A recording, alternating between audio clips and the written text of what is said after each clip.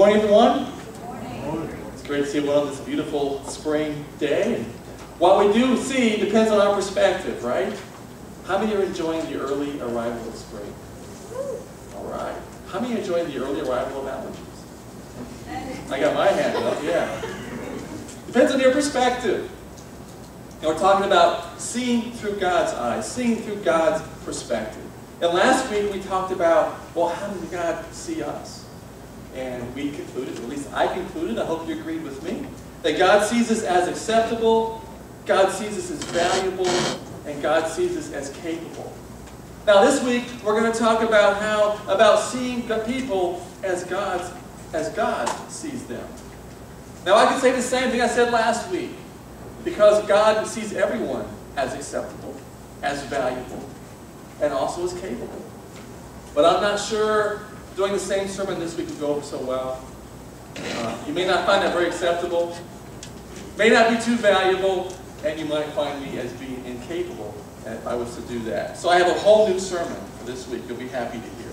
But before we look at God's perspective, how do we view people? And last week we also talked about our perspective is from our self-image. And our self-image is determined by how I believe other people think about me. Okay, so from this rather suspect point of view, which is fraught with error, we evaluate people through what they do and what they say. But we have to remember that they're acting out of their self-image. And their self-image is based on how they think other people believe about them, which is also highly suspect. So there's all kinds of room for error there, right? And as hard as it is for us to figure out ourselves, it's even harder to figure out somebody else. Famous philosopher by the name of Kierkegaard, I like that name, Kierkegaard. He said this, he said, people understand me so poorly that they don't even understand my complaint about them not understanding me. Well, that was a mouthful, huh? So what do? Well, we pull out our Bibles and we see, what does God say about this? What's God's view of other people? Because, this is your first point, if you want to plot your outline, God sees people perfectly. We see in 1 Samuel 16:7, this is what God says to Samuel. Samuel's picking out a king to follow up on King Saul. The Lord said to Samuel, the Lord does not look at the things people look at. People look at the outward appearance, but the Lord looks at the heart. We hear people talk, we see people move, we see their nonverbal communication, we hear their verbal communication, but we really don't know what's going on inside. I want you to watch this video clip. This is from my favorite movie, by the way.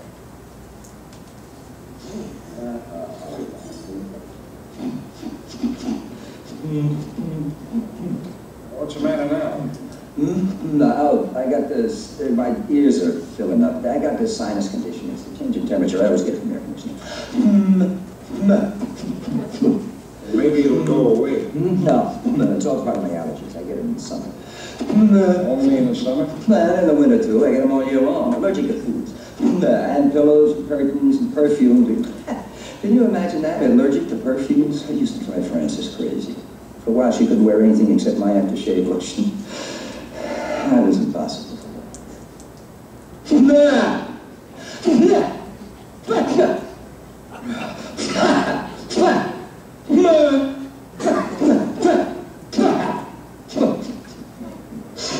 Stop that, William. What are you doing? I'm trying to clear up my ears. You create a pressure inside your head. It opens up the eustachian tubes. Did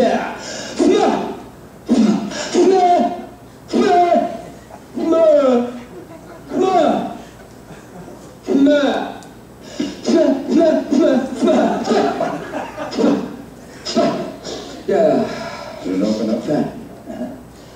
All right. That's Felix Unger.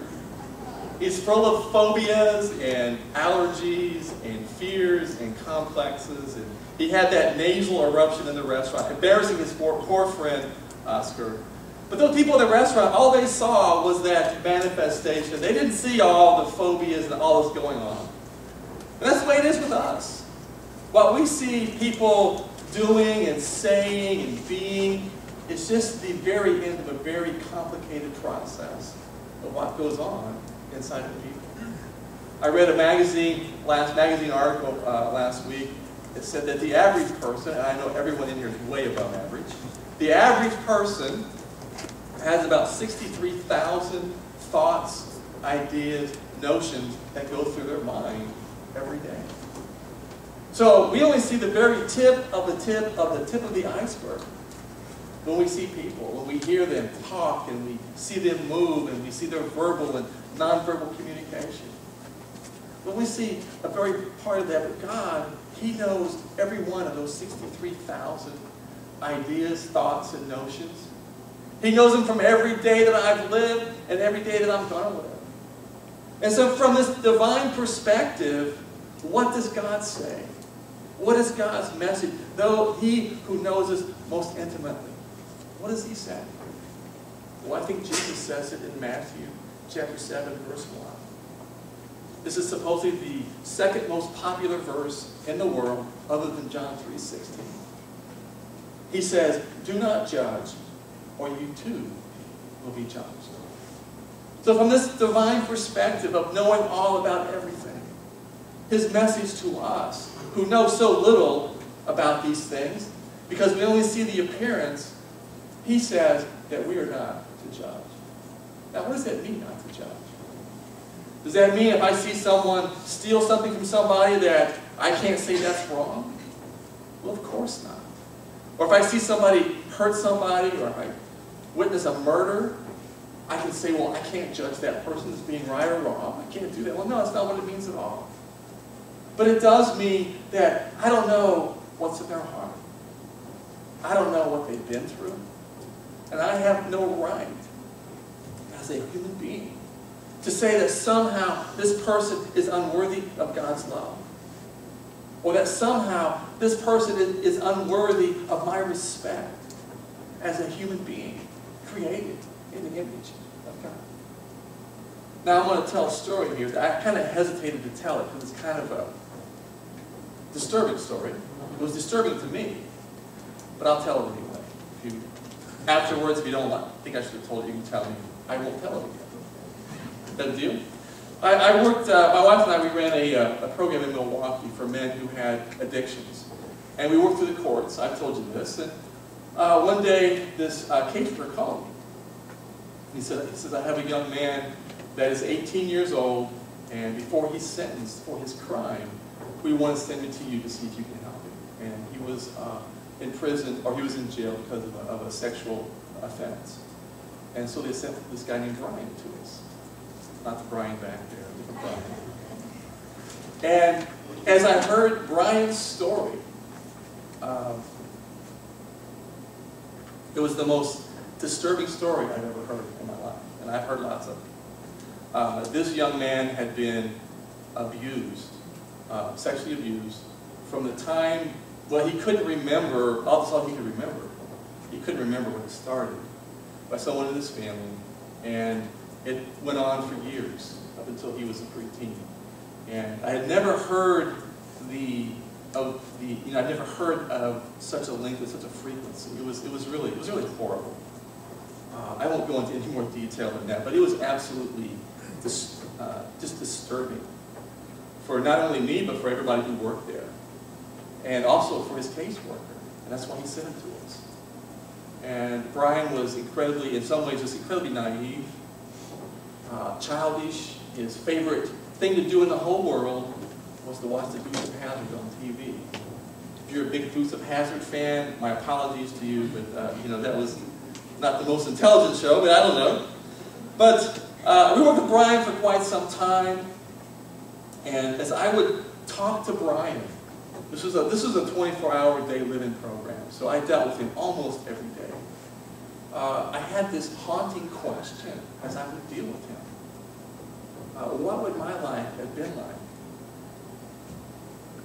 if I had experienced the things that he experienced? If that was my life growing up. My biggest trauma as a child was my parents wouldn't buy me a horsey when I was a little kid. Here this person had been just violated, just just consistently throughout his childhood years. But that question kept coming to me, what would my life have been like if that had been me? And what would my life have looked like? So Brian was in the program for a while, and we could tell that he'd kind of given up. You can tell when you work with someone that closely if they're really trying, if they really want to change. And we felt as a staff that the number one thing that he needed to go forward in life was he needed to forgive this family member, this person in his life that had done this to him. He needed to offer forgiveness. He wouldn't do that. He would do anything we asked him to. He was a very compliant young man. But he would not forgive this person. He wouldn't even talk about it. He wouldn't forgive him. And so he kind of gave up, and I called him to my office. And I said, Brian, you're not really trying. I think when you leave here, you'll reoffend. And this is how naive he was. He agreed with me and said, yes, I will reoffend. And he had to know that I had to report that to the judge. But anyway, he just said, yeah, he was very honest. And I said, we're going to send you back to jail. He said, that's probably the best thing to do. And so we sent him back. And you know, I knew what he was doing because he began to do the things that people did to him, was why he was in jail, why he was facing these charges. And, so I wrote a letter to the judge, and I said, you know, we love Brian, but he's a danger to society. And basically, you need to keep him locked up as long as you keep him locked up.